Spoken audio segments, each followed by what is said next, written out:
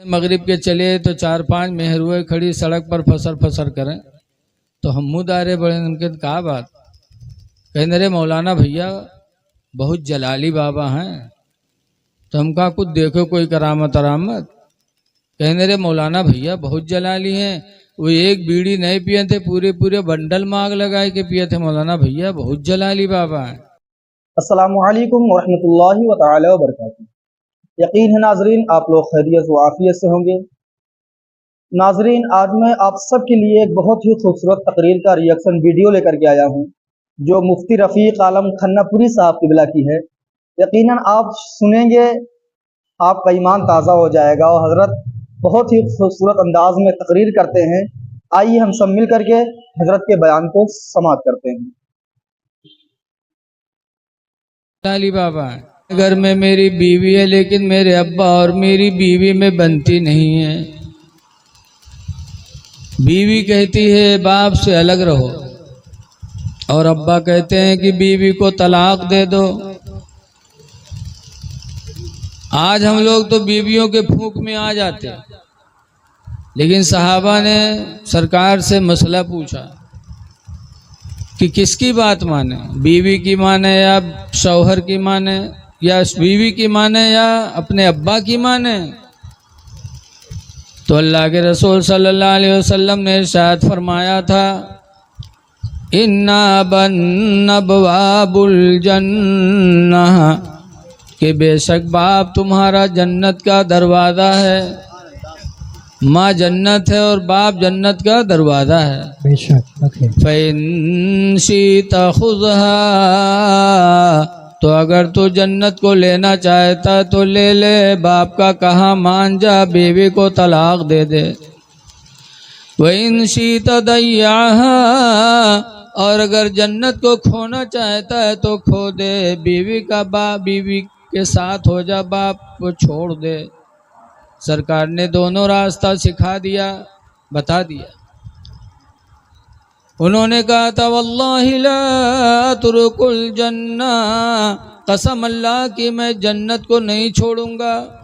और ये कह करके घर में गए और बीवी को तलाक़ें दे दी। बीवी ने कहा मेरे प्यारे शौहर कौन सी गलती हो गई कि तुमने आते आते मुझे तलाक दे दिया। तो उन्होंने कहा था मेरी बीवी सुन ले, मैंने तुझे छोड़ा है तो दूसरी बीवी पाऊंगा।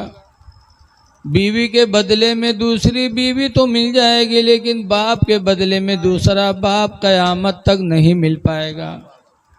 इसलिए बाप का साथ कभी नहीं छोड़ सकता। ऐ लोगों, सहाबा हमारे तुम्हारे लिए नमूने अमल हैं। अगर ऐसा कोई मामला आ जाए बीवी और माँ बाप का तो माँ बाप को तरजीह दो, बीवी को माँ बाप पर तरजीह न दिया करो।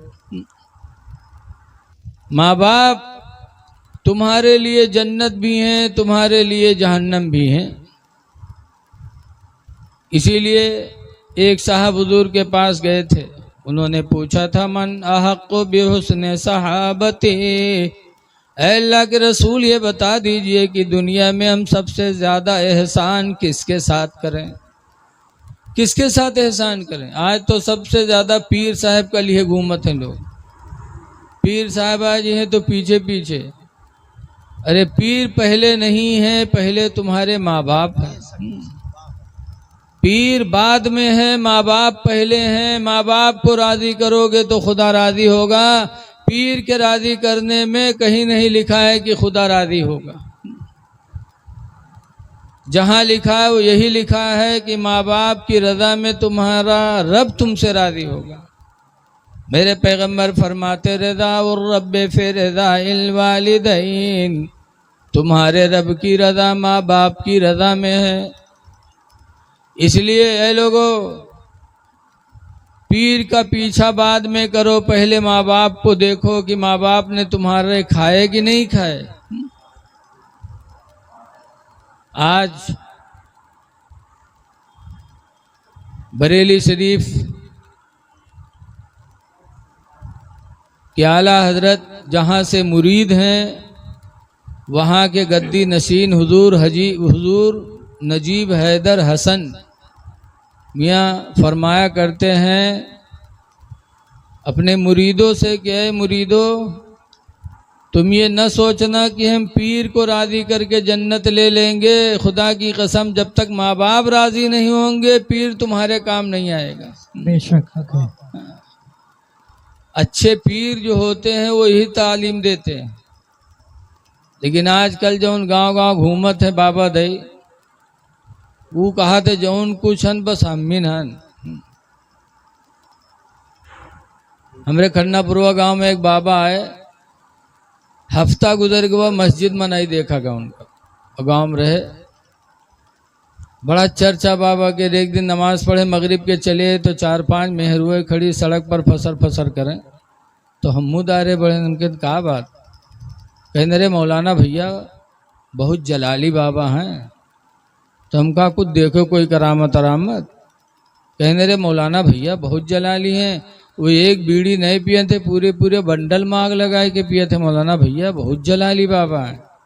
तो हमको जलाली बाबा हो कि जलाली दरूहा हो, दुनिया की नशा एक बीड़ी में पूरी आते हो के पूरे पूरे बंडल में। बताओ, यही मेहरुई करामत समझ लेते। है लोगों, ऐसे ईमान के लुटेरे गांव गांव फिरते हैं। तुम पहले माँ बाप को राजी कर लो। साहबी ने पूछा, मन अहक़्क़ु बिहुस्ने सहाबते, अल्लाह के रसूल मेरे एहसान का दुनिया में सबसे ज़्यादा हकदार कौन है? मैं सबसे ज़्यादा एहसान किसके साथ करूं?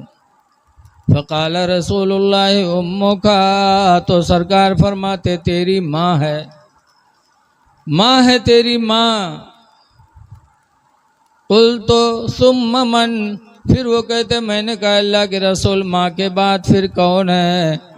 फ़क़ाल रसूलुल्लाह उम्मुका, तो सरकार ने फरमाया तेरी माँ है। दोबारा भी फरमाया तेरी माँ है। तीसरी मर्तबा फिर पूछा सुम्मा मन, अल्लाह के रसूल फिर कौन है? तो तीसरी मर्तबा भी सरकार ने फरमाया उम्मुका, तेरी माँ है। सुम्मा मन, फिर कौन है अल्लाह के रसूल? फ़क़ाल रसूलुल्लाह अबूका, तो सरकार ने फरमाया तेरा बाप है। उसके बाद न उन्होंने कुछ पूछा ना नबी ने कुछ जवाब दिया। 3 मर्तबा मेरे पैगंबर ने माँ को बताया, बाप को 1 मर्तबा बताया। क्यों? औलाद पर माँ के 3 एहसान होते हैं। पहला एहसान माँ का यह है कि 9 महीना तक माँ अपने बच्चे को अपने पेट में रखती है। 9 महीना के अंदर अपने ख्वाहिशात को छोड़ देती है। बहुत सी चीज़ें खाने का दिल चाहता लेकिन सोचती है बच्चे को तकलीफ होगी तो नहीं खाती। तो पहला एहसान माँ का यह है कि 9 महीना तक अपने पेट में रखती, और दूसरा एहसान ये है कि अपने सीने का दूध मुफ्त में 2 साल तक पिलाती रहती है, कोई बदला नहीं। जिनके यहाँ घर में दूध नहीं हो पाता, डब्बा लाना पड़ता है। डब्बा लाने वालों से पूछो कितना महंगा दूध मिलता है बच्चों का। लेकिन माँ मुफ्त में अपने बच्चे को 2 साल तक दूध पिलाती है। लेकिन कुछ औरतें हैं जो दूध 2 साल तक नहीं पिलाती। कुरान हकीम में है वयरदाना हौलैन कामिलैन, लिखा है कि औरतें अपने बच्चों को 2 साल मुकम्मल दूध पिलाएं।